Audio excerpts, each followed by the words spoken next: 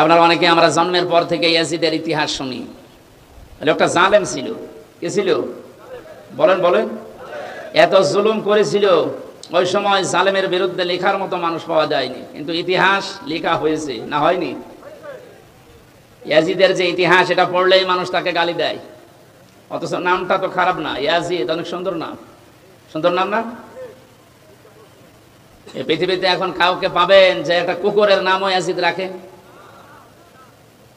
কোথায় আল্লাহ পৌঁছিয়ে দিয়েছে আপনি টের পেয়েছেন? আল্লাহর বিধানের বাইরে যারা জীবন চালাবে, আল্লাহ তাদের জীবনকে দঙ্কার ভেতরে ফেলবে। দঙ্কার যতগুলো তাফসির পাওয়া যায় তার অন্যতম এটা।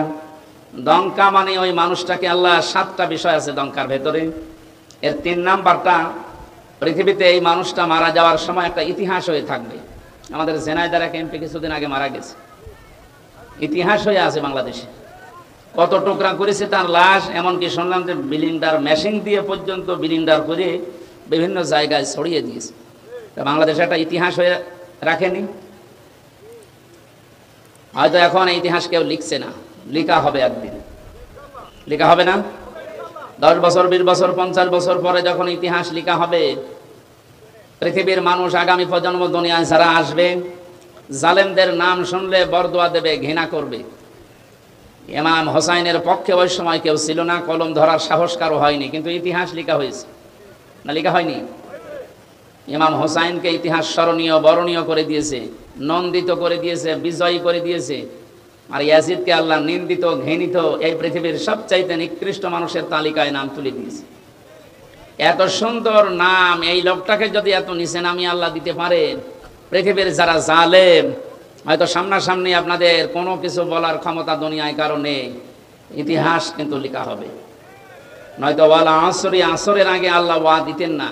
আল্লাহ কসম দিয়েছেন, ইতিহাসের কসম, এটা নীরব সাক্ষী।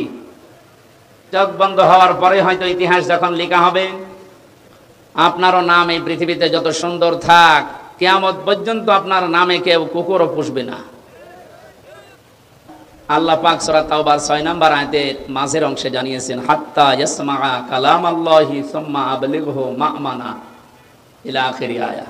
হে নবী, ওরা যখন কোরআন শুনতে আসবে আপনাদেরকে, এই কাফের মুশরিকরা, তখন আপনি নিরাপদে তাদেরকে কোরআন শোনার ব্যবস্থা করে দেবেন। এই ঘোষণা কার? জবান খুলে বলেন তো, এই ঘোষণা কার? এতটুকু আল্লাহ শেষ করেননি, সুম্মা আবলিগহু মা'মানা, কোরআন শোনা হয়ে গেলে তাদেরকে নিরাপদে তাদের বাড়ি পর্যন্ত পৌঁছিয়ে দেবেন। আপনি কি বুঝলেন এই আল্লাহর বক্তব্য শোনার পর? কাফের মুশরিকরাও যদি কোরআন শুনতে চায়, তাদের শোনানোর ব্যবস্থা করার নির্দেশ দিলেন কে? অথচ 96% মুসলমান আমরা এই দেশে। আমরা নিরাপদে মুসলমান হয়ে আল্লাহর কালাম শুনবো, সে অবস্থাও এখন দিন দিন হারিয়ে যাচ্ছে। আমি নিচে নামলাম না, আপনারা হয়তো টের পেয়েছেন আমি কি বলতে চাই। কাফেরদের নিরাপদে, নিরাপত্তার সাথে কোরআন শোনার ব্যবস্থা করে দেওয়ার নির্দেশ যদি আল্লাহ দেয়, যে আমাদের নিরাপদে, নিরাপত্তার সাথে আল্লাহর কালাম শোনার অধিকার নেই, এই অধিকারগুলো বিভিন্ন কায়দায় যারা বন্ধ করতে চাচ্ছে, আপনি পারবেন না। কারণ এটা তো আমির হামজার বক্তব্য না, এই বক্তব্য সরাসরি কার? ইন্না নাহনু নাযালনা যিকরা ওয়া ইন্না লাহু লাহাফিজুন। এই জিকিরে কোরআন আমি আল্লাহ নাযিল করেছি, এটা হেফাজত করার দায়িত্ব আমি আল্লাহ নিজে নিয়েছি। এজন্য বুঝে হোক না বুঝে হোক, বিভিন্ন জিনিস হাতে পেয়ে যারা কায়দা কৌশল করে এটা থেকে মানুষকে দূরে সরিয়ে রাখতে চাচ্ছেন, আপনার মিশন কখনো সফল হবে না ইনশাআল্লাহ। দরুদ আর সালাম পড়ছি আমাদের নবী মুহাম্মদ রাসূলুল্লাহ সাল্লাল্লাহু আলাইহি ওয়াসাল্লামের প্রতি, যার আনিত আদর্শ পেয়ে আমরা খুশি না বেজার? অবশ্যই আমরা খুশি। যে সূরার আয়াত পড়েছি, সূরা তাওবার 119 নম্বর আয়াত, এই সূরার 129 নম্বর আয়াতে আল্লাহ রাব্বুল আলামিন বিশ্ব নবী মুহাম্মদ রাসূলুল্লাহর কিছু গুণাবলী দিয়েছেন। তিনি মুমিনদের উপরে রহম দিন। এই পৃথিবীতে আল্লাহর যে নামগুলো আছে, কয়েকটা নবীর নামের শেষে আল্লাহ তার নিজের নাম ব্যবহার করেছেন, তার ভেতরে আমাদের নবী মুহাম্মদ রাসূলুল্লাহ একজন।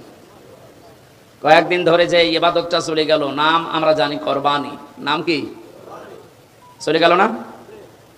উৎসাহ উদ্দীপনা নিয়ে সারা দেশে এই দিবসটা পালন করেছি আমরা। এটা একটা মহান শিক্ষা দিতে এসেছিল। কোরবানির ইতিহাস আমি সেদিন এই লালমনিরহাট সদরে বলেছিলাম যে এই জায়গা থেকে এসেছি আর এই জায়গা থেকে শেষ হয়ে গেছে। এখানে 27টা শিক্ষা দিতে এসেছিল 1 বছর পর পরে কোরবানি। আল্লাহ রাব্বুল আলামিন তার নিজের যে নাম হালিম, যে নবীর নামের পরে দিয়েছেন ফাবাশশারনাহু বিগুলামিন হালিম। জাতির পিতা হযরত ইব্রাহিম নবী আলাইহিস সালাম আল্লাহর কাছে দোয়া করেছিলেন ৮০ অথবা ৯৯ বছর বয়সে, রব্বি হাবলি মিনাস সালিহিন, হে আল্লাহ তুমি আমাকে একটা নেককার সন্তান দান করো। আলেম যারা আছেন তাদেরকে খেয়াল করার জন্য বলছি, এখানে দুইটা শিক্ষা আছে। আমাদের জাতির পিতা হযরত ইব্রাহিম আলাইহিস সালাম আল্লাহর কাছে দোয়া করেছিলেন কয় বছর? ৮০ বছর। কয় বছর? অন্য বর্ণনায় আছে ৯৯ বছর পর্যন্ত। বিবাহের পর থেকে ৯৯ বছর পর্যন্ত উনি দোয়া করেছেন রব্বি হাবলি মিনাস সালিহিন, হে আল্লাহ আমাকে একটা নেককার সন্তান দান করো। আল্লাহ রাব্বুল আলামিন ৯৯ বছর পরে জবাব দিয়েছিলেন ফাবাশশারনাহু বিগুলামিন হালিম, হে ইব্রাহিম তোমাকে আমি একটা সন্তান দিয়েছি, শুধু সন্তান না, এটা গোলামিন হালিম, সহনশীল এবং ধৈর্যশীল। এটা ধৈর্যের পরীক্ষায় উত্তীর্ণ। আল্লাহ পাক বলেন গোলামিন হালিম। ইব্রাহিম নবীর সঙ্গে সঙ্গে প্রশ্ন করেছিলেন, আল্লাহ আমাকে হালিম দিয়েছ, চাচা হালিম কি হালিম? এমন হালিম দিয়েছে সন্তানটাকে, আসলেই কি হালিম? আমি এটা দেখতে চাই। 11 থেকে 13 বছরের ভেতরে আল্লাহ রাব্বুল আলামিন হযরত ইব্রাহিম নবীকে স্বপ্নে দেখিয়েছিলেন যে প্রিয় বস্তুকে কুরবানি করো। ফালাম্মা বালাগা মাআহু সায়া ক্বালা ইয়া বুনাইয়া ইন্নী আরা ফিল মানাম আন্নী আযবাহুকা ফানজুর মাযা তারা। সন্তানটা যখন নিজের সাথে চলাফেরা করতে শিখেছে, ছোট বয়সে এক মায়া থাকে, ছেলে আর মেয়ে যখন বাবার সাথে একটু চলাফেরা করা, তার হাতে পিঠে লাগা, একটু কাজে কামে সাহায্য করার বয়সে উপনীত হয়, আল্লাহ নিজে বলেন ওই সন্তানের প্রতি মার বাবার মহব্বত ভালোবাসা আরো বেড়ে যায়। জন্মের পরে আল্লাহ জবাই করার জন্য বললেন না কেন? কারণ তার থেকে কোনো সাহায্য সহযোগিতা এখনো পর্যন্ত ইব্রাহিম নবী পাননি। 11, 12 বছর 13 বছর বয়সে সন্তান যখন হাতে লাগার মতো হুকুম করলেন, শোনে এই কাজ করো, এটা নিয়ে আসো, যখন এই সোনার মতো বয়সে পরিণত হয়েছে, আল্লাহ রাব্বুল আলামিন তখন এই পরীক্ষাটা তার উপরে চাপিয়েছেন। ইব্রাহিম আলাইহিস সালামের ঘটনা বলা আমার উদ্দেশ্য না, কারণ এই 4-5 দিন আপনারা বহু এই কাহিনী শুনেছেন। এখান থেকে শিক্ষাটা আমি নিতে চাই। হযরত ইব্রাহিম নবীকে আল্লাহ যে হালিম দিলেন, গোলামিন হালিম, উনি ওটা পাওয়ার পরে প্রশ্ন করেছিলেন, আল্লাহ কি হালিম তুমি আমাকে দিয়েছো, আমি ওটা দেখতে চাই। এই জন্য স্বপ্নে দেখার পরে সন্তানটাকে তিনি জবাই করে ফেলতে পারতেন, করেন নাই। এটা মনিরের ভেতরে আছে তাফসীর। আমি জেলখানায় বসে বসে যে 11-12টা তাফসীর মিলিয়েছিলাম, তার ভেতরে এটা একটা তথ্য। উনি সন্তানটাকে ডাক দিয়ে বললেন, ক্বালা ইয়া আবাতি ফাআল মা তুমার, হে আমার কলিজার টুকরা সন্তান, আমি স্বপ্নে দেখলাম তোমাকে আমি জবাই করছি, এখন বলো তো তোমার রায় কি? প্রশ্ন আসতে পারে হুকুমটা কার? জবান খোলেন না কেন? পালন করছে কে? সাধারণ মানুষ না, আল্লাহর খলিল, যিনি প্রতিটা পরীক্ষায় পাশ করার পরে উপাধি পেয়েছেন। বাংলাদেশের বিভিন্ন প্রান্তে যাবার পরে দেখি কারণ নামের আগে পরে লেখা দীনবন্ধু, দীপবন্ধু, বাকিটা নাই নাই বললাম। কত রকমের বন্ধু আমরা দেখতে পাই, অথচ ইব্রাহিম আলাইহিস সালামও বন্ধু ছিলেন। এটা এমনি এমনি তিনি পাননি। দিনাজপুরেও একজন আছে, আমি নাম নিলাম না, মানবতার বন্ধু। ইব্রাহিম নবীকে আল্লাহ, আমি পুরা কোরআন পড়ে পেয়েছি, 50টা পরীক্ষা করেছিলেন। তার ঈমান সম্পর্কে 10টা, আমল সম্পর্কে 30টা, আর পুরা শরীরের ভেতরে 10টা। এই 50টা পরীক্ষা করার সর্বশেষ পরীক্ষায় তাকে বলেছিলেন খলিল। খলিল বলা হয় ওই বন্ধুকে যিনি আল্লাহর সন্তুষ্টির জন্য সব করতে পারেন। জোরে বলেন সুবহানাল্লাহ। হযরত ইব্রাহিম পরীক্ষা দিয়ে পাশ করে খলিল পেলেন। ডাক দিয়ে বলে, রব্বুল আলামিন তুমি আমাকে গোলামিন হালিম দিয়েছো, তোমার নামটা আমার সন্তানের নামের সাথে লাগিয়েছো, দেখি কেমন হালিম দিলে। এই যে পরীক্ষা, এই কারণেই তিনি সন্তানকে জিজ্ঞাসা করেছিলেন। অথচ বাকি 49টা পরীক্ষা আপনি তাফসীর দেখেন, কোন পরীক্ষার আগে কাউকে জিজ্ঞাসা করা, প্রশ্ন করা, এমনকি যেদিন এই ছোট সন্তানকে মরুভূমিতে রেখে আসে, বারবার স্ত্রী হাজেরা রাদিয়াল্লাহু তাআলা আনহা প্রশ্ন করেছিলেন, স্বামী আমাকে রেখে যাচ্ছেন নবজাতক সহ, এটাকে আপনার নিজের ইচ্ছা না আল্লাহর ইচ্ছা? ওই সময় কিন্তু বলেননি তিনি যে আল্লাহর ইচ্ছা বা আমার ইচ্ছা, শুধু আকাশের দিকে আঙ্গুল তুলেছিলেন। এর আগে যত 49টা পরীক্ষায় কোনো দিন তিনি আল্লাহর কাছে, কোনো মানুষের কাছে পারমিশন নেওয়া দূরের কথা জিজ্ঞাসা করেননি। আল্লাহ বলেছেন আসলিম, তিনি বলেছেন আসলাম তুলি রব্বিল আলামিন। কিন্তু এই পরীক্ষাটা এসে তিনি জিজ্ঞাসা করলেন কেন? মুফাসসির বলেন হযরতে ইব্রাহিম মনে মনে ভাবছিলেন, আমি যে সন্তান চেয়েছি 1 বছর 2 বছর না 99 বছর, নবীদের কাছ থেকে উম্মতের শিক্ষা নেওয়া দরকার। তিনি যেহেতু আমাদের জাতির পিতা, আমরা যারা তার সন্তান হিসাবে নিজেকে দাবি করি, অবশ্যই আমাদেরও উচিত সন্তান হলে কোনো পীর সাহেবের কাছে, মরা পীর, জিন্দা পীর, কবরের কাছে না যাওয়া। তিনি কিন্তু 99 বছর পর্যন্ত দোয়া করেছিলেন, আর আমাদের 2-4 বছরই মন ভেঙে যায়। সন্তানটা পাওয়ার পরে চিন্তা করছিলেন, আল্লাহ আমাকে হালিম দিয়েছে, আমি আসলে পরীক্ষা করে দেখি কেমন গোলামিন হালিম। বললেন, বাবা আমি স্বপ্নে দেখেছি তোমাকে জবাই করছি, এখন তোমার রায় বলো। ছোট মানুষ তো রায় একবারেই বলতে পারতেন, আপনি কি বাবা না কসাই? ছোটবেলায় রেগে এসেছিলেন, কোনোদিন খোঁজ খবর নিলেন না, 11 বছর বয়সে এখন এসে বলছেন যে তোমাকে জবাই করতে চায়, এটা কথা হলো? এমনকি অহংকার চলে আসবে নিজের ভেতরে, এমন কোন কথা মুখ দিয়ে বের করেননি। মাত্র 11 বছর বয়সে হযরত ইসমাঈল নবী আলাইহিস সালাম যে কথা তিনি জবাব দিয়েছিলেন বাবাকে, কিয়ামত পর্যন্ত উম্মতি মুহাম্মদের জন্য আল্লাহ অনুকরণীয় করে রেখে দিয়েছেন। হযরত ইসমাঈল ডাক দিয়ে বললেন, সাতাজিদুনি ইনশাআল্লাহু মিনাস সাবিরিন। হে বাবা, যে আদেশ পেয়েছেন আপনি আদেশটা পালন করেন। আল্লাহ যদি চায় আপনি আমাকে ধৈর্যশীলদের মধ্যে পাবেন। শব্দের দিকে খেয়াল করেন, তিনি সাতাজিদুনি ইনশাআল্লাহু মিনাস সাবির বলেন নাই যে আমি মাত্র ধৈর্যশীল আল্লাহর বিধান পালনের ক্ষেত্রে, আমার মতো ধৈর্যের পরীক্ষা কেউ দিতে পারে না। এরকম কথা বললে হয়তো অহংকার চলে আসবে, নিজেকে অহংকার থেকে বাঁচিয়ে এমন একটা কথা জুড়েছেন যেটা আমার ভেতরে কোনো রকমের অহংকার লেশ মাত্র না আসে। হযরত ইব্রাহিম নবী সাতাজিদুনি ইনশাআল্লাহ মিনাস সাবিরিন, এই 2টা শব্দ শোনার পরে তিনি মনে মনে ভাবলেন যে আমার দোয়া যা করেছিলাম আর আল্লাহ যা জবাব দিয়েছেন, হ্যাঁ ঠিক মতোই হচ্ছে। আল্লাহর বিধান মানতে গিয়ে 2টা শব্দ বলেছে, ইনশাআল্লাহ, সাবিরিন। এখান থেকে শিক্ষা নেওয়া দরকার, পৃথিবীর কোন কাজ যদি আমরা আল্লাহর জন্য করি, আমরা যেন অহংকার না করি। হযরত ইসমাঈল নবী আলাইহিস সালাম বাবাকে বললেন, আপনি শুরু করেন যা স্বপ্নে দেখেছিলেন। তাফসিরে হাদিসে যে বিশাল কাহিনী আপনারা শুনেন জন্মের পর থেকে, হযরত ইসমাঈল নবীকে নিয়ে তার বাবা যখন জবাই দিচ্ছিলেন, ওই সময় আল্লাহ পাক তাকে ডাক দিয়েছিলেন, ফালাম্মা আসলামা ওয়া তাল্লাহু লিল জাবিন। আমি আলেমদেরকে বলছি, আল্লাহ পাক আসলিম না দিয়ে আসলামা দিলেন কেন? আসলামা না দিয়ে আসলামা দিয়ে বচন দিয়েছেন এই কারণে, হযরত ইব্রাহিম নবী যদি আল্লাহর এই পরীক্ষায় পাশ করার জন্য বলতেন আমি জবাই করবই, ইসমাঈল নবী যদি বলতেন না আমি জবাই হব না, আল্লাহর বিধান পালন করা কারো জন্য হতো? বলেন বলেন না। একজন দৌড় দিত আর একজন ছুরি নিয়ে তাড়া দিত। হযরতে ইসমাঈল নবী যদি বলতেন আমি আল্লাহর এ বিধান পালন করতে রাজি আছি, ইসমাঈল নবী যদি পালন করার জন্য এগিয়ে আসতেন, ইব্রাহিম নবী যদি বলতেন না 99 বছর বয়সে একটা সন্তান পেয়েছি, আমি এ জবাই করব না, আল্লাহর বিধান পালন করতে বাধ্য।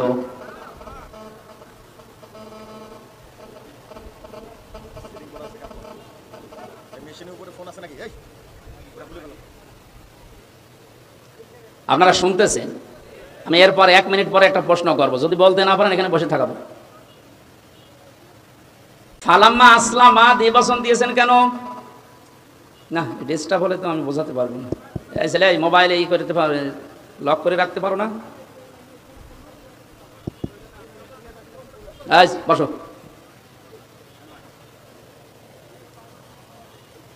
আমার ভাইরা, ফালাম্মা আসলামা দেওয়ার কারণে এইটাই, একটু খেয়াল করেন। এখানে এইটা বলার জন্য আমি 10-15 মিনিট ব্যয় করছি, এমনিতে না। আল্লাহ পাক বলেন আসলামা, টান দিলাম 1 বছর 2 বছর কি দিয়ে বছর দিয়েছি কেন জানো? দুইজনেই যখন এগ্রি হয়েছে, রাজি হয়েছে আল্লাহর বিধান পালন করার জন্য, দুইজন রাজি, আল্লাহ পাক তখন তাদের এই বিধান সহজ করে দিয়েছেন। শুধু না, ওয়ানাদাইনাহু আইয়া ইব্রাহিম, আরশ থেকে আল্লাহ ডাক দিয়েছেন, ইব্রাহিম ক্বাদ সাদ্দাকতার রুইয়া ইন্না কাযালিকা নাজজিল মুহসিনিন, অবশ্যই তুমি তোমার স্বপ্নকে সত্যের রূপ দিয়েছো, আর এভাবেই করে আমি মুহসিন বান্দাদেরকে পুরস্কার দিয়ে থাকি। আল্লাহ মুহসিন না দিয়ে মুহসিনিন বহু বচন দিয়েছেন। শুধু এটা ওই সময়ের জন্য না, কিয়ামত পর্যন্ত দুইটা শিক্ষা এখানে বহন করে। এক নাম্বার আসলামা দেওয়ার শিক্ষা, দুই নাম্বার মুহসিনিন দেওয়ার শিক্ষা। একটু খেয়াল করবেন ভাই, আমাদেরকে আল্লাহ পাক জানাতে চেয়েছেন বাপ বেটা দুইজনেই যখন রাজি, তখন যেমন আল্লাহর বিধান পালন করা তাদের জন্য সহজ হয়ে গেছে। এদেশের 18 কোটি জনগণ, আমরা 1628 জন মানুষ দায়িত্ব পালন করছে এই 18 কোটি মানুষের উপরে। এই 1628 জন যদি এখন এই বাংলাদেশে ইব্রাহিম নবী আলাইহিস সালামের ভূমিকায় অবতীর্ণ হতে পারে, 18 কোটি মানুষ যদি আমরা এখন ইসমাইল নবীর ভূমিকায় আসতে পারি, আল্লাহর কসম 41 সাল লাগবে না, 41 ঘন্টায় আল্লাহর বিধানে দেশে কায়েম হয়ে যাবে। আসলামা দেওয়ার প্রথম ব্যাখ্যা এটা। ঘটনা শুধু শুনিয়ে গিয়ে যাচ্ছি, এখন যদি এরপরের আয়াতগুলো একটা একটা করে শিক্ষামূলক বলি, আমার মনে হয় আপনারা কান্নাকাটি করবেন। কাঁদার দরকার নেই, এখানে শিক্ষাটা নেওয়া দরকার। যারা আছেন কারো ইশারায় না চলে জাতির পিতা ইব্রাহিম আলাইহিস সালামের ভূমিকায় আপনারা অবতীর্ণ হবেন, এইটাই জাতি চাচ্ছে। আল্লাহর বিধান যখন যেটা সামনে আসবে, চিন্তা ভাবনা না করে একবারে আল্লাহর বিধান পালন করার জন্য অবতীর্ণ হবেন। আমরা যারা আছি 16 কোটি 18 কোটি জনগণ, আমরা ইসমাইল নবীর ভূমিকায় এগিয়ে আসব ইনশাআল্লাহ। মুহসিনিন দেওয়ার ব্যাখ্যা হচ্ছে শুধু ওই সময়ের জন্য না, কিয়ামত পর্যন্ত যত মানুষ আল্লাহর বিধানকে হযরত ইব্রাহিম আলাইহিস সালাম আর ইসমাইল নবী আলাইহিস সালামের মতো মন দিয়ে মেনে নেওয়ার জন্য এগিয়ে আসবে। ওনাকে যেমন দুম্বা দিয়ে পরীক্ষা করেছিল, সবাই হয়েছে, কিন্তু সন্তানের পরিবর্তে দুম্বা। আল্লাহ পাক বলেন কিয়ামত পর্যন্ত ইন্না কাযালিকা নাজিল মুহসিনিন, আমার মুহসিন বান্দাদেরকে ঠিক আমি এইভাবে করে পুরস্কার দেব। ইন্না হাযা লাহুল বালাউল মুবিন ওয়া ফাদাইনাহু বিযিবহিন আযীম। আমার কথার মূল ছিল, আল্লাহ পাক যত নাম ব্যবহার করেছেন বিভিন্ন নবীদের নামের পরে, তার এক নম্বরে দিয়েছেন হযরত ইসমাইলকে। তিনি ছিলেন ধৈর্যশীল, সহনশীল, ধৈর্যের পরীক্ষায় উত্তীর্ণ সন্তান। দ্বিতীয় নম্বরে নাম আল্লাহ দিয়েছেন হযরত ইসহাক নবী আলাইহিস সালামকে, গোলামিন আলিম, আমার জ্ঞানী বান্দা। আমরা মুহাম্মদুর রাসূলুল্লাহকে আল্লাহ পাক তার নিজের সবচাইতে বড় নামটা দিয়েছেন, ওয়া ইন্নাকা লাআলা খুলুকিন আযীম। হে নবী, আপনাকে আমি এমন চরিত্র দিয়েছি, এই যে রাউফুর রহিম, এটা একটা চরিত্র। উম্মতের উপরে, উম্মতের ভেতরে যারা ঈমানদার তাদের প্রতি আল্লাহ পাক বলেন আপনার একটা আলাদা মহব্বত, ভালোবাসা আছে, আপনি স্নেহশীল, আপনি মায়াশীল তাদের জন্যে। আপনাকে এমন একটা চরিত্র আমি আল্লাহ দিয়েছি, কিয়ামত পর্যন্ত মানুষ অনুসরণ করে ওর কোল কিনারা খুঁজে পাবে না। ধরে বলেন সুবহানাল্লাহ। এই নবীর উপরে দরুদ আর সালাম পড়ি। কোরআনে কারিমের সূরা তাওবা 119 একটা মাত্র আয়াত আমরা পড়েছি। লক্ষ লক্ষ হাদিস থেকে দুইটা বর্ণনা আছে, একটা আবি উমামা থেকে আর একটা আবি হুরায়রা থেকে। আমি একটা হাদিস পড়েছি, কোনো মানুষ যদি তার ঈমানকে পরিপূর্ণ করে নিতে চায়, সে কাউকে ভালোবাসলে যেন দুনিয়ার কোনো স্বার্থে না, আল্লাহর জন্য ভালোবাসে। আর আমাদের অনেকের ভালোবাসা হয় মেকি নাই কোনো স্বার্থের কারণে, এই জন্য আমাদের ঈমান পরিপূর্ণ হতে চায় না। শব্দটা যদিও ছোট্ট, এটা কিন্তু অনেক ওজনওয়ালা কথা। মান আহাব্বা লিল্লাহ, কাউকে যদি কেউ ভালোবাসে, কার জন্য বাসবে? বলেন বলেন। দুই নম্বরে, কাউকে যদি কেউ ঘৃণা করে, সেজন্য আল্লাহর জন্য ঘৃণা করে। তিন নম্বরে, কাউকে কিছু দান করলে আল্লাহর জন্য দান করা লাগবে। কাউকে কিছু যদি বিরত থাকেন দেওয়া থেকে, তাও আল্লাহর জন্য বিরত থাকা লাগবে। ফাকাদ ইস্তাকমালাল ঈমান, নবীজি বলেন সে যেন তার ঈমানকে কামেল করে নিয়েছে, পরিপূর্ণ করে নিয়েছে। হাদিসটা আমাদের প্র্যাকটিক্যাল লাইফে আল্লাহ সেট করার তৌফিক দেন, বলেন আমিন। তেলাওয়াত করেছিলাম সূরা তাওবা। কোন সূরা বলেন তো? কোন আয়াত থেকে কথা শুনতে হলে তাফসীর অনুযায়ী 5টা বিষয় লক্ষ্য করা লাগে। আমরা জানি তাফসীরে মাযহারিতে আছে। এক নম্বরে শুদ্ধ তেলাওয়াত করা লাগে, যেটা আমরা করেছি এর আগে। মাতৃভাষায় যে যেই ভাষায় কথা বলে ওই ভাষায় জনগণকে ওর অর্থ শোনানো লাগে, ওটা আমরা শোনাবো ইনশাল্লাহ। 3 নাম্বার ঐতিহাসিক প্রেক্ষাপট, এ সূরা নাজিল হওয়ার পেছনে কারণ কি ওইটা বলা লাগে। 4 নাম্বার আয়াতের বাস্তব শিক্ষা কি, ওই মান ধাতামলি কি হয়েছে ওটা বাদ দিন। এখন বাস্তবে কি দরকার, স্থান কাল পাত্র ভেদে ওই জায়গায় ওই কথা সেট করা দরকার ওই আয়াত দিয়ে। আজকে একটা সকালে বিবাহ অনুষ্ঠানে গিয়েছিলাম, ওখানে বিবাহ মানে আনন্দ, বিবাহ মানে জায়েজ পন্থায় থেকে ইসলামী সংস্কৃতি যা আছে সেইটার গণ্ডির ভেতরে থেকে মানুষ যেন একটু আনন্দ করে। একজনকে ইসলামী সঙ্গীত বলতে দিয়েছে, সে এমন একটা সঙ্গীত আরম্ভ করেছে মানুষ মরে গেলে যেটা বলে ওইটা, একই মরণের অনুষ্ঠান। এই জন্য স্থান কাল পাত্র ভেদে কথা বলা দরকার। এই আয়াত থেকে এখন যেটা খুব জরুরি আমরা ওই কথাগুলো তুলে আনার চেষ্টা চালাবো ইনশাআল্লাহ। 5 নম্বর আয়াত থেকে যে শিক্ষাগুলো পাওয়া যাবে এটা নিয়ে বাড়ি যাওয়া। আল্লাহ আমাদের আজকের এই ছোট্ট অনুষ্ঠান হলো, এখান থেকে তাফসীর আকারে যে কথা বলছি বা বলবো এখান থেকে ওইগুলো নিয়ে যাওয়ার তৌফিক যেন দান করেন, বলেন আমিন। জবান খুলে কোরআনের এই আয়াতটা একবার পড়েন, যেন একটা অক্ষরে 10টা করে নেকি পাওয়া যায়।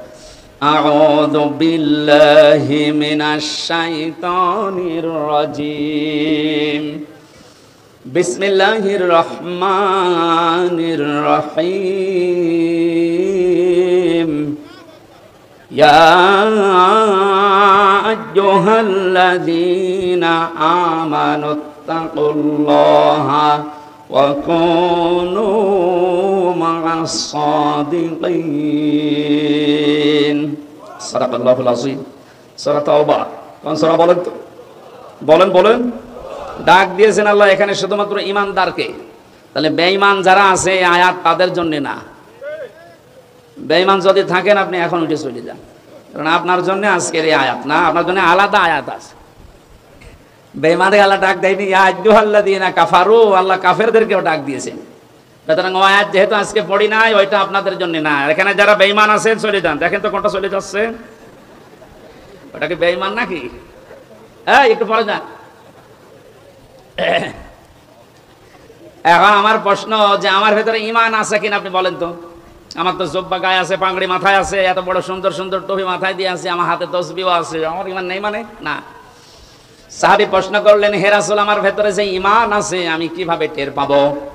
নবীজি বললেন, ইযা সাররাতকা হাসানাতুকা ওয়া সাআতকা সাজ্জিআতুকা ইলা আখিরিল হাদিস, রাহু ইবনে মাজাহ। বিশ্ব নবী বলেন, উম্মত হে আমার সাহাবী, তোমার ভালো কাজগুলো যখন তোমাকে আনন্দ দেবে, খুশি করবে, আর অন্যায় কাজগুলো যখন তোমাকে কষ্ট দেবে, তখন বুঝবে তোমার ভেতরে ঈমান আছে। এ বাংলাদেশে আজ সবার কাছে ভালো কাজ ভালো লাগে, আসতে বলে। খারাপ কাজ যেটা আল্লাহ বিরোধী, সমাজ বিরোধী, এরকম কাজ সবার কাছে খারাপ লাগে।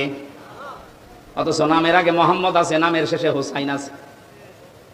নামের আগে মোহাম্মদ আছে, নামের পরে হোসাইন আলী লেখা আছে, এর ভেতরে ঈমান আছে না? বিষয়টা এমন না। ভালো কাজ আপনার কাছে ভালো লাগা লাগবে, আর অন্যায় কাজ হলেই সেটা আপনাকে কষ্ট দেবে। যদি আপনি এই থিওরির উপরে থাকতে পারেন আপনার ভেতর ঈমান আছে, আর এই দুইটার বাইরে গেলে আপনি 14 বার হজ করে আসলে আপনার ঈমান নেই, আপনি বেঈমান। তাহলে এখানে যারা ভালো কাজ ভালো লাগে তারা বসেন, অন্যায় কাজ দেখলে যাদের কষ্ট হয়, ঈমানদারকে আল্লাহ ডাক দিয়ে 2টা আদেশ দিয়েছেন। ইত্তাকুল্লাহ, আমি আল্লাহকে ভয় করো, ওয়া কুনু মা'আস সাদিকিন, আর দুনিয়ায় যারা সত্যবাদী তোমরা তাদের সঙ্গে থাকো। এখানে আদেশ কয়টা বলেন? এই আদেশ কি হামজার আদেশ? আল্লাহ রাব্বুল আলামিন আমাদেরকে প্রতিনিধি বানিয়েছেন, খলিফা বানিয়েছেন। আল্লাহ নিজে এই কাজটা করলে মানায় না, তার শানের সাথে যায় না। এই জন্য খলিফা হিসাবে মনে করেন আমি সেই কুষ্টিয়া থেকে আল্লাহর খলিফা হয়ে এসেছি, আল্লাহর বান্দাদের সামনে আল্লাহর ওই কথাগুলো অ্যাডভার্টাইজ করছি। আশা করি আপনি আল্লাহর এই 2টা আদেশ আজকে থেকে মেনে চলার চেষ্টা করবেন। 1 নম্বরে ইত্তাকুল্লাহ, আল্লাহকে ভয় করো। প্রশ্ন আসতে পারে, জন্মের পর থেকে শুনছি আল্লাহকে ভয় করো, তো ভয় তো করি না। আল্লাহকে ভয় করে শব্দের ভেতরে যে ব্যাখ্যাগুলো আমাদের এই বাংলাদেশ ভারত পাকিস্তানে চলে, স্বাভাবিক ব্যাখ্যা এখন নিয়ে আসা লাগবে। ইত্তাকুল্লাহ, তাকওয়ার ব্যাখ্যা আধুনিকভাবে সব চাইতে সুন্দর ব্যাখ্যা আমার কাছে মনে হয়। আল্লাহর ভয় তো আছেই, আল্লাহর নিষিদ্ধ কাজগুলো ঘৃণা করে ছেড়ে দেওয়ার নাম তাকওয়া। এবং যেই বিষয় আমরা আছি দুনিয়াতে ওই বিষয়ের উপরে দক্ষতা অর্জন করে, ওই বিষয়ের উপরে জ্ঞান অর্জন করে ওটা দুনিয়ায় কাজে লাগানোর নাম তাকওয়া। আমি বোঝাতে পারিনি। পৃথিবীতে বেঁচে থাকতে হলে আমাদের কর্মজীবন লাগবে, মাস্ট বি। যেই কর্মজীবনে আছি ওই জায়গায় যেন ওই বিষয়ের উপরে দক্ষতা অর্জন করে, জ্ঞান অর্জন করে ওটা সুচারুরূপে আঞ্জাম দিতে পারি, ওইটার আরবি নাম তাকওয়া। এই তাকওয়া বাংলাদেশে আছে? বলেন। যেই বিষয় জানে না আমরা আরো ওই বিষয়ে ওকে ওই চেয়ারে বসিয়ে দেই, এটা একটা জুলুম। সারা জীবন ও লেখাপড়া করেছে কৃষির উপরে, ওরে ধর্ম মন্ত্রণালয়ের দায়িত্ব দিয়ে বসে আছে। ধর্ম কি জানে? ওরে দেওয়া দরকার ছিল ধান কয় মন হয়, কয় বিঘাতে কতটুকু লাগাতে হয়, ওই দায়িত্ব দেন। কারণ অনার্স মাস্টার্স করেছে ওইটার উপরে। তাহলে তাকওয়াটা আজ আমরা কোন জায়গায় দেখতে পাচ্ছি না। যেই বিষয় আমরা আছি ওই বিষয়ের উপর আমাদের জ্ঞান নেই অধিকাংশ মানুষের। আমি এই চেয়ারে বসার আগে, এটা একটা আমানতের জায়গা, এই মঞ্চগুলো একটা আমানত। এখানে বসার আগে আমার যতটুকু দায়িত্ব, এখানে যা দরকার ওই বিষয়গুলো কোরআন থেকে হাদিস থেকে চিন্তা ভাবনা করে গবেষণা করে পড়াশোনা করে এসে বলা। অথচ আজ 100 জনের 98 জনের ভেতরে এই দায়িত্ববোধ পাওয়া যাচ্ছে না। 7 দিন পর পর মসজিদে জুমার নামাজ হয়, এটা খেলা করার জন্য না। ইমাম সাহেব 7 দিন ব্যক্তি, পরিবার, সমাজ আর রাষ্ট্রের দিকে তাকাবে। 7টা দিন কোরআন থেকে হাদিস থেকে এর সলিউশন কি, এর সমাধান কি, উনি এইগুলো মিলিয়ে লোড করবে। 7 দিন পরে জুমার নামাজে দাঁড়িয়ে জনগণকে ওই বিষয়ে সতর্ক করবে। জনগণ ওইটা বাস্তব জীবনে প্র্যাকটিক্যাল লাইফে সেট করবে। 3.5 লাখের উপরে মসজিদ দেখে যদি সত্যি এই আওয়াজগুলো এই মেম্বার থেকে আমানতের জায়গা থেকে আমরা দিতে পারতাম, আর যারা আমরা শুনতে যাই এটা যদি সত্যি আমরা মেনে নিতে পারতাম, এদেশ দুর্নীতিতে চ্যাম্পিয়ন হতো না। গভীর একটা ষড়যন্ত্র চলছে আজ কিছুদিন ধরে। না জানি জীবিত অবস্থায় আবার দেখা যায় কিনা যে দেশ এখন আর আমাদের হাতে নেই। কিছুদিন আগে 14 দলের সাথে বৈঠকের সময় মাননীয় প্রধানমন্ত্রী যে আশঙ্কা পেশ করেছিলেন, তার শেষের যে 5টা কথা, পার্বত্য চট্টগ্রাম অঞ্চলের কয়েকটা জেলা এবং মায়ানমার এবং ভারতের কিছু অংশ নিয়ে সাদা চামড়া যারা আছে, আমি নাম নিলাম না, এরা কিন্তু গোপন আন্দোলন চালিয়ে যাচ্ছে একটা স্বাধীন খ্রিস্টান রাষ্ট্র ঘোষণা দেওয়ার জন্য। ওদিকে মায়ানমারের কিছু অংশ, ভারতের কিছু অংশ, বাংলাদেশের চট্টগ্রামের রাঙ্গামাটি, বান্দরবন, খাগড়াছড়ি, এই কয়েকটা জায়গা নিয়ে। দক্ষিণ সুদানে যেমন দিয়েছে কিছুদিন আগে, ইন্দোনেশিয়ার পূর্ব তৈমুরে দিয়েছে কিছুদিন আগে। জীবিত অবস্থায় যদি ওটা আবার দেখে যাওয়া লাগে যে বাংলাদেশও ভাগ হয়ে একটা দক্ষিণ সুদানের মতো স্বাধীন খ্রিস্টান রাষ্ট্র চলছে, এটা দেখে যাওয়ার আগে মরে যাওয়া ভালো। কারণ যে স্বাধীনতার সার্বভৌমত্ব অখণ্ড রাখার জন্য হাজার হাজার মানুষ জীবন দিয়েছে, লক্ষ লক্ষ মানুষের ইজ্জত সম্ভ্রম হারিয়েছে, সেটা যদি এখন চর্ম চোখে দেখে যাওয়া লাগে, এত চেতনা করে কি হবে?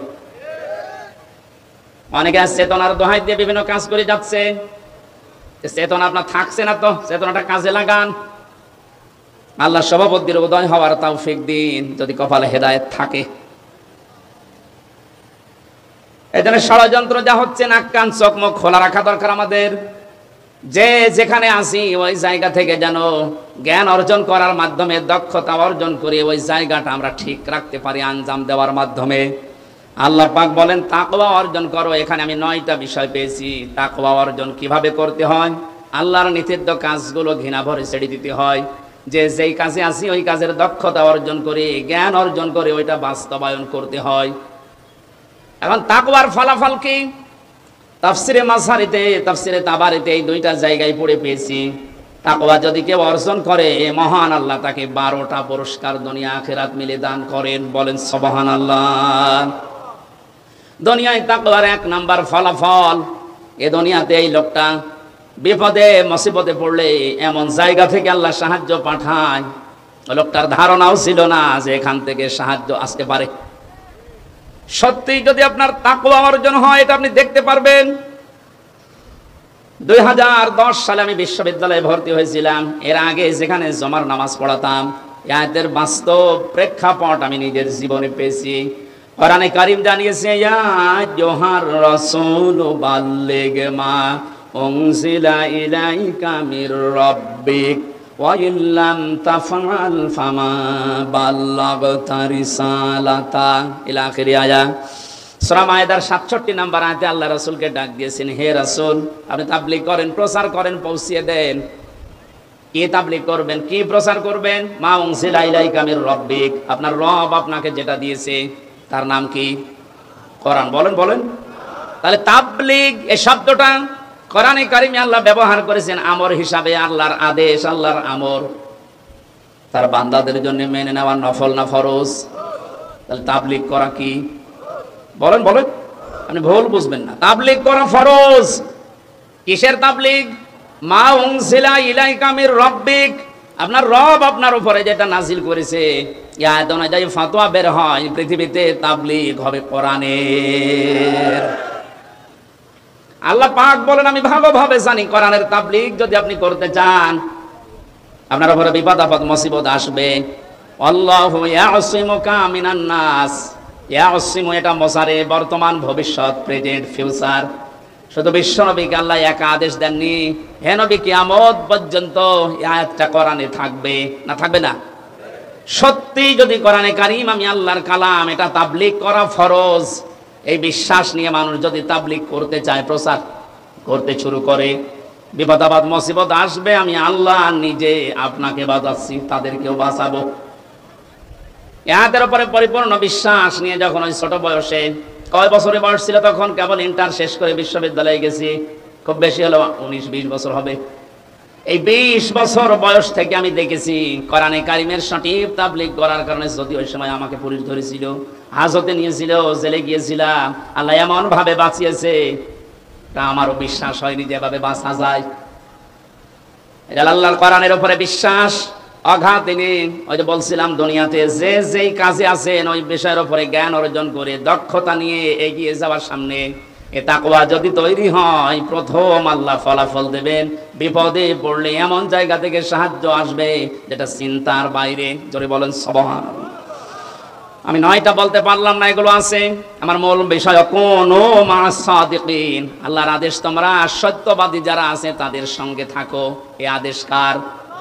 আরো জোরে বলেন। এই আয়াতটা নিয়ে আজ সবচাইতে বেশি ভেজাল বাংলাদেশের, ভারতে। আপনি যত দরবারে যাবেন সেখানে আয়াতটা আগে পাবেন। তারা বলবে আল্লাহকে ভয় করার, সত্যবাদীদের সাথে থাকো। সত্যবাদী মানে পীর সাহেব। অথচ সাদিকিন সত্যবাদী কারা? এ কথা বলবে কে বলেন তো? বলেন বলেন। হামজা যদি বলে অমকে সত্যবাদী, অমক দল সত্যবাদী হবে?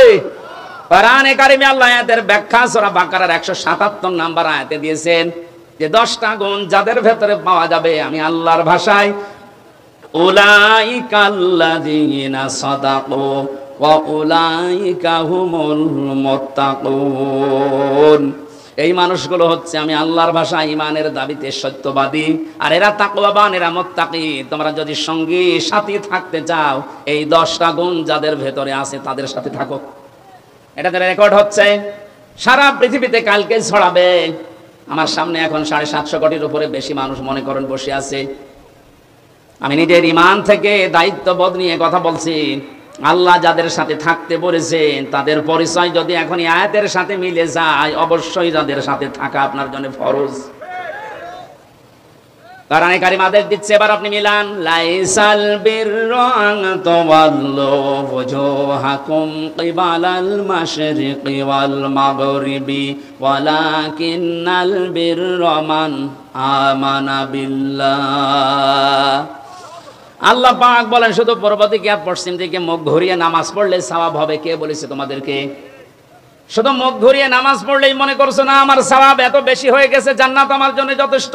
কখনোই না। ওয়ালাকিন্নাল বিররা মান আমানা বিল্লাহ, আরে আসল নেকির কাজেই দুনিয়াতে আল্লাহর উপরে বিশ্বাস করা। কার উপরে? এখন আল্লাহর উপরে বিশ্বাস কি?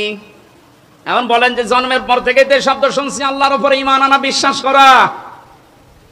কোন মানুষ যদি রংপুরবাসী ভালো করে খেয়াল করেন, কোন মানুষ যদি বলে আল্লাহর উপরে আমি বিশ্বাস করেছি, তার ভেতরে কমপক্ষে 4টা জিনিস পাওয়া যাবে, মাস্ট বি। ওই যে ছোটবেলায় কায়দা পড়েছিলাম, মাওলানারা পড়িয়েছিল, আমানতু বিল্লাহি কামা হুয়া বিআসমাইহি ওয়া সিফাতিহি ওয়া ক্বাবিলতু জামিআ আহকামিহি ওয়া আরকানি। এখানে গুরুত্বপূর্ণ 4টা বিষয় আছে। আপনাকে বলা লাগবে যে আমি এমন আল্লাহর উপরে ঈমান এনেছি যার অস্তিত্ব আছে, যার নাম আছে, যার নামের গুণাগুণ আছে। শুধু নাম নিয়েই বসে নেই, প্রতিটি নামের কার্যকারিতা আছে। আর ওই কার্যকর ভূমিকাগুলো আমি 100% বিশ্বাস করি। তাহলে আমার ভেতর থেকে এই পৃথিবীর সব ভয় আমার আল্লাহ আস্তে আস্তে দূর করে দেবে। এটা বিআসমাইহি ওয়া সিফাতিহি, আমি এমন আল্লাহর উপরে ঈমান এনেছি, বিশ্বাস করেছি যার শুধু নাম আছে তা না, নামের গুণাগুণ আছে, কার্যকর করার ক্ষমতা আছে। আল্লাহর নাম আছে রাজ্জাক। নাম কি? আরো জোরে বলেন। এই নামটা নিয়েই শুধু তিনি বসে নেই, এই নামের গুণাগুণ আপনি পৃথিবীর দিকে তাকান। এই নামটা নিয়েছে এই কারণে পৃথিবীতে কেউ না খেয়ে মারা যায় না। পৃথিবীর কোন সৃষ্টি আজ পর্যন্ত না খেয়ে মরে গেছে আমরা ইতিহাস এরকম পাইনি। কারণ এই দায়িত্বটা দুনিয়ার মানুষের না, এই দায়িত্ব সরাসরি কার? যার ভেতরে এই বিশ্বাসটা 100% ঢুকবে, সে রিস্কের জন্য কোনোদিন কারো কাছে শিরিক করবে না। এজন্য ধর্মের লোকেরা হাজারো এই শব্দটা শিরিকের জায়গায় নিয়ে গেছে।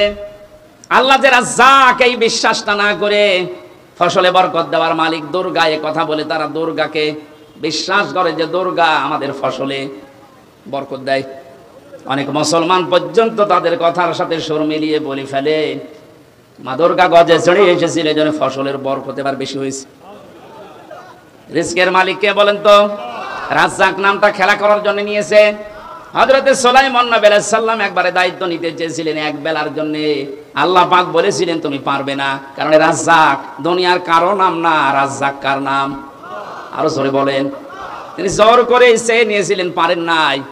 কিয়ামত পর্যন্ত কেউ পারবেও না। রংপুরবাসী সহজ সরল মানুষের বিভাগের মানুষেরা কান খাড়া করে শোনেন, যাদের অন্তরের ভেতরে এই বিআসমাইহি ওয়া সিফাতিহি বদ্ধমূল হয়ে ঢুকে আছে, বসে আছে, তাদের কাছে ফাঁসির দড়ি আর ফুলের মালা সমান। তাম দুনিয়ায় একদিকে চলে গেলেও এই মানুষগুলোকে আল্লাহ যে রাজ্জাক, এখান থেকে আপনি টলাতে পারবেন না। এই জন্য মানুষগুলোর জীবনের দিকে তাকিয়ে দেখবেন যারা আল্লাহকে রাজ্জাক বলে বিশ্বাস করে, রিস্কের কোনো পরোয়া, কোনো ভয় তাদের নেই। কারণ এই দায়িত্বটা আল্লাহর। আল্লাহ যেই দায়িত্ব নেয়নি ওই বিষয় নিয়ে তারা সব সময় চিন্তিত। রিস্কের বিষয় কার কাছে?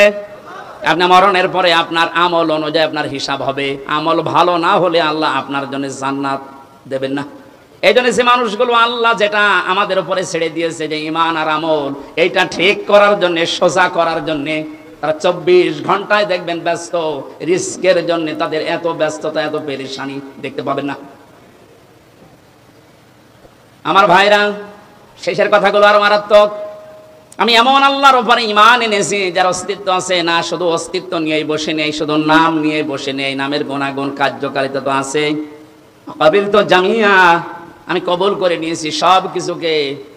আহকামিহি ওয়া আরকানি, যত বিধান তিনি আমার জন্য দিয়েছেন দুনিয়াতে সব আমি কবুল করে নিলাম, স্বীকার করলাম। যত হুকুম আহকাম আরকান আছে সব আমি মেনে নিয়েছি। এই 4টা বিষয় গুরুত্বপূর্ণভাবে আল্লাহকে সেই ছোটবেলায় আমরা শুনিয়েছি কায়দা পড়তে গিয়ে। কোন মানুষ যদি ঈমান এনেছি, কয়টা বিষয় মানা লাগবে বলেন তো? আল্লাহ বলেন এটা আসল নেকির কাজ। এটা যার ভেতরে বদ্ধমূল হবে তার 2 নম্বর কাজ হবে ওয়াল ইয়াউমিল আখিরি। এই মানুষগুলো কিয়ামতে জবাব দেওয়া লাগবে, এই বিশ্বাস তার ভেতরে দিন দিন তৈরি হবে। যে জাতির ভেতরে কিয়ামতের বিশ্বাস যত বেশি তৈরি হবে, ওই জাতি তত বেশি জবাবদিহিমূলক আচরণ করবে।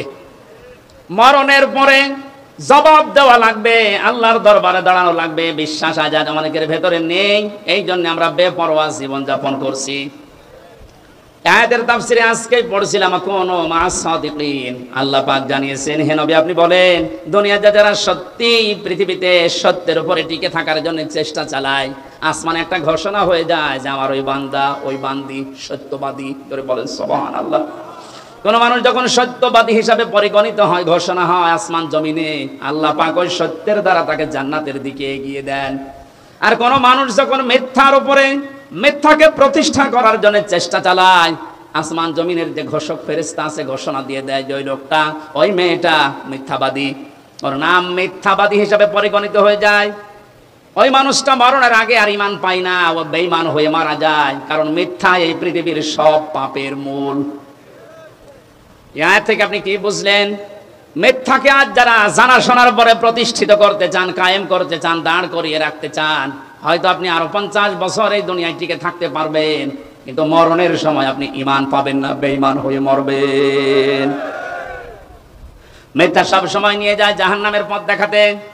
আল্লাহ এই শব্দটা সহজভাবে আমাদের দুই দলকে, সত্য এবং মিথ্যার উপরে যারা আছি, এই দুই দলকে এই শব্দটা সহজভাবে বোঝার তৌফিক দেন। বলেন আমিন।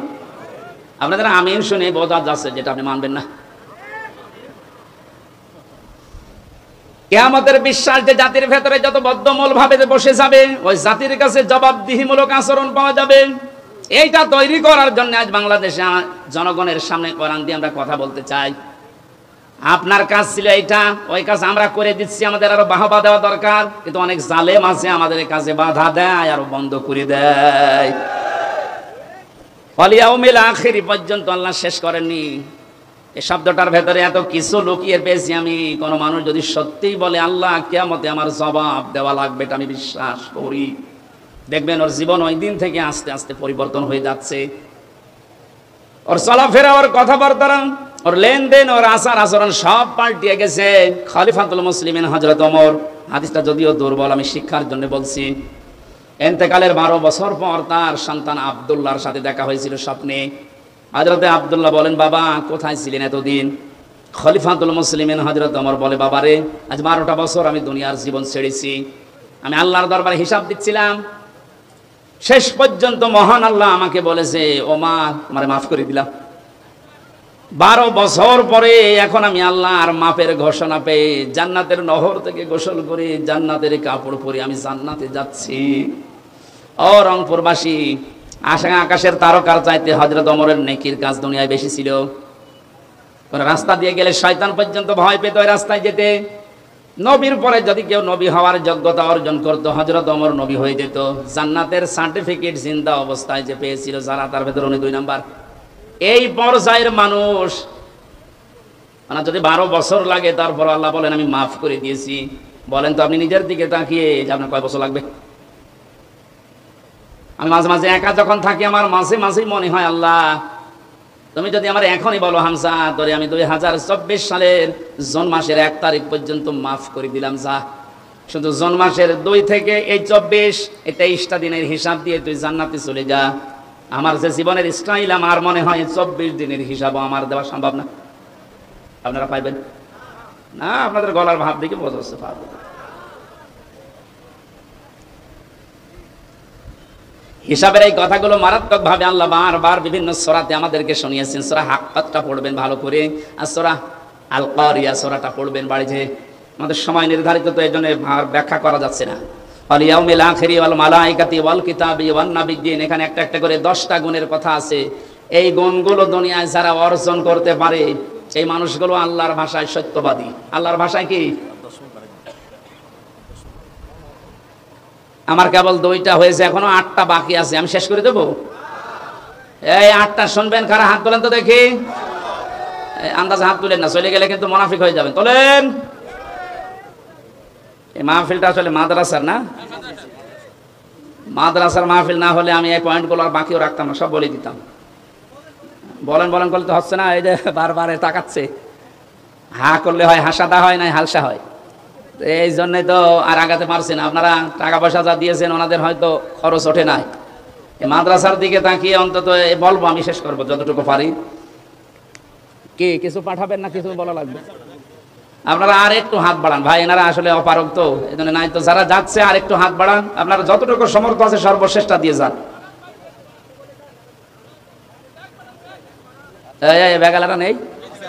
ওই কয় তারা কয় ছেলে, ব্যাগ নিয়ে কোন দিকে যাচ্ছে? এদিকে আসো।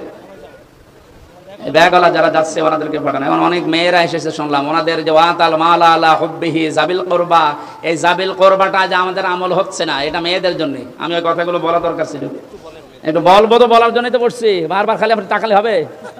টাকা দেন টাকা দেন, টাকা তোলার মাহফিল আমি নিতে চাই না। সাতা তাড়াতাড়ি করেন ভাই, যারা যাচ্ছে ওনাদের কাছে সর্বশ্রেষ্ঠ আপনারা ভাড়াটা রেখে দিয়ে দিন। সুবহান। আরে হোসাইন কই গো?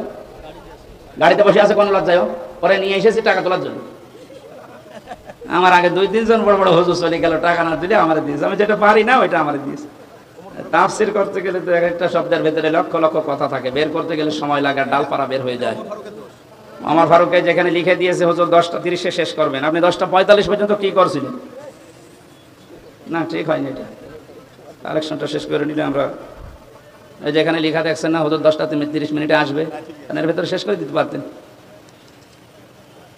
সুবহানাল্লাহ আলহামদুলিল্লাহ লা ইলাহা ইল্লাল্লাহ সুবহানাল্লাহ। দেখলেন, টাকার কথা বললে মানুষের আর মন পাওয়া যায় না, এই যে সব ওঠাউঠি আরম্ভ করছে। সর্বশেষ পর্যন্ত আপনি একটু দিয়ে যান, এদের যদি ঘাটতি থেকে যায় আগামীতে এরা সাহস হারিয়ে ফেলবে, আর করতে চাবে না। সুবহানাল্লাহ আলহামদুলিল্লাহ লা ইলাহা ইল্লাল্লাহ। এই ভিডিও ম্যান যারা আছেন, এটা কালকে রেকর্ড করে ভালো করে ছড়াবেন তো। আর রংপুর বিভাগে যদি আসি, আপনারা আরো আগে তোলেন ভাই, মানে 9টায় তুলে দেবেন, 11টায় মাহফিল শেষ করে দেবো।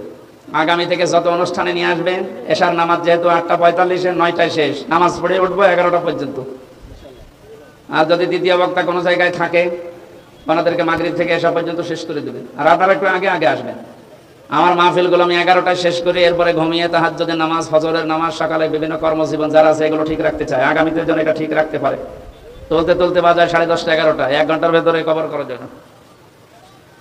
ওয়াতাল মালা আলা হুব্বিহি যাবিল কুরবা, তারা নিজেদের প্রয়োজন থাকার পরেও তাদের সম্পদ আদি যারা দুনিয়াতে নিকটাত্মীয়, ইয়েতিম, মিসকিন, অসহায়, ইবনে সাবিল, যারা ভিক্ষুক, যারা সায়েল, এই মানুষগুলোর জন্য ব্যয় করে। ও বাংলার জনগণ, আর চারদিকে আর বাংলাদেশের দিকে আপনি একটু তাকান। যারা আজ 15 বছর 20 বছর ক্ষমতার বাইরে, নিজের হাজারো প্রয়োজন থাকার পরেও বন্যার্থ মানুষের পাশে কারা দাঁড়িয়েছে? এই ছোট বিষয়টা যদি আপনি খেয়ালে আনতে পারেন, ইমানের দাবিতে সত্যবাদী কারা, মুত্তাকি কারা, আপনি কিভাবে ধরবেন বলেন? এই যে জাবিল কুরবার ভেতরে আমরা পেয়েছি নিকট আত্মীয় যারা আছে, এই মানুষগুলোকে অবশ্যই আপনার হক আদায় করা লাগবে, বিশেষ করে রক্তের সম্পর্ক যাদের সাথে। আজ নিজের আপন ফুফু, নিজের আপন চাচা, নিজের আপন বোন, নিজের আপন ভাই, সবচেয়ে বেশি সম্পর্ক রক্তের এদের। আজ হাজারো নামাজি, রোজাদার, হাজি মানুষও দেখতে পায়, এদের সাথে সম্পর্ক ভালো না যত সম্পর্ক ধর্ম আত্মীয়র সাথে। যারা আজ নিজের আত্মীয় স্বজনকে ধোঁকা দেন, তাদের যে সম্পদগুলো দেওয়া দরকার ওগুলো ফাঁকি দেন। জমি জায়গা, বনকে ফাঁকি দিয়েছেন, ফুকুকে, চাচাকে। আপনি লিখে নিতে পারেন জাহান্নামের একটা টিকিট আপনি বুক করে ফেলেছেন। অথচ এখানে হাজারো মানুষ এমন আছে হজ করে এসেছে বনের জমি ফাঁকি দিয়ে। বলেন নাউজুবিল্লাহ। নিজের বনের যে সম্পদ আছে, তার যে হক আছে ভাইয়ের প্রতি, আজ হাজারো পরিবারে আমি সহ অনেকেই মানতে পারছি না। এর পেছনে সেই কয়জন দায়ী আছে, তার অন্যতম দায়ী আপনার বউ। এমন একটা বউ আমি পেয়েছি, আমার নিজের আপন বোন, আমার নিজের আপন ভাই, আমার আপন ফুফু, আপন চাচা, এদের যে হক গুলো আদায় করতে গেলে পেছন দিক থেকে টেনে ধরে। এমন বউ দেশে নেই? আর এই বউকে বারবার পেছন দরজা দিয়ে শিক্ষা দেয় ওর মা। এই জন্য মেয়েরা যারা এসেছেন, বিয়ের পরে যদি আপনি মায়ের পরামর্শ মতো, বুদ্ধি মতো চলেন, বেশি দিন সংসারে টিকতে পারবেন না, দেখবেন ডিভোর্স হয়ে গেছে। কোন স্ত্রী যদি চায় যে আমার আবু জর বেশি দিন বেঁচে থাক, আমার আবু জর দুনিয়াতে বেশি দিন হায়াত পাক, তার সংসার, তার সন্তানাদি, তার সম্পদাদি, তার সম্মান দুনিয়ায় আরো বেড়ে যাক, তিরমিজি শরীফের হাদিস, আল্লাহর নবী বলেন সেই বউ যেন তার স্বামীকে বারবার বলে, স্বামী তুমি আর যাই করো, রক্তের সম্পর্ক যাদের সাথে আছে এইগুলো অটুট রাখো। কিন্তু আজ এদের কারণে এই জাবিল কুরবাটা আমরা করতে পারি না। তার মানে যে স্ত্রীর জন্য, যে স্ত্রীর মার কারণে আমার নিজের রক্তের সম্পর্ক ঠিক রাখা যায় না, ওই স্ত্রী চায় যে আমার আবু জর তাড়াতাড়ি মরি যাক। এই কথা বলছেন এখন? আমি সহ যারা আছি ঝামেলায়, আল্লাহ আমাদেরকে ঝামেলা কাটিয়ে ওঠার এবং এই আয়াতের উপরে আমল করার তৌফিক দেন, বলেন আমিন। সম্মানিত মা বোনেরা, কথাটা শুনতে যদিও আপনার কাছে খারাপ লাগছে, এইটাই বাস্তব। আমি নিজে একজনের জামাই, আমি নিজে আমার ইমান থেকে বলছি, আমি আমার শ্বশুর শাশুড়িকে, এখানে যত জামাই আছে প্রত্যেকটা জামাই আমরা যেভাবে শ্বশুর শাশুড়িকে মা বাবা মনে করে দেখি, আমাদের বউগুলো যদি তারা নিজেদের শ্বশুর আর শাশুড়িকে নিজের মা বাবার মতো মনে করে দেখতো, কোন সংসার আলাদা হতো না। আপনার শ্বশুরের পা টিপে দেওয়া লাগবে, শাশুড়ির মাথা ধরে বসে থাকা লাগবে, পা ধরে না, আমি এটা বলছি না। আপনাকে দিয়ে আপনার স্বামী যেন আরো উদ্বুদ্ধ হয় যে আপনার জাবিল করবা, নিকট আত্মীয়র ভেতর তার মা, তার বাবা, তার বোন, তার ভাই, তাদের উপরে হক আছে 7টা। এই 7টা হক যেন আপনার স্বামী আদায় করে, আপনার উদ্বুদ্ধ করবেন। বাস্তবতায় আমরা দেখি আপনাদের কারণে আজ আমরা অনেকেই এই হাদিসটা, এই আয়াতটা মানতে পারছি না। বিশ্বনবীর স্ত্রীর দিকে তাকান তো, খাদিজাতুল কুবরা, তিনি যখন নবুয়ত পেয়ে আসেন ডাক দিয়ে বলেছিলেন, জাম্মিলুনি জাম্মিলুনি ইয়া খাদিজা, আমাকে ঢেকে দাও, আমি ভয় পেয়েছি। হযরতে খাদিজা ওই দিন 6টা কথা বলেছিলেন। খাদিজাতুল কুবরা ডাক দিয়ে বলেছেন, আল্লাহি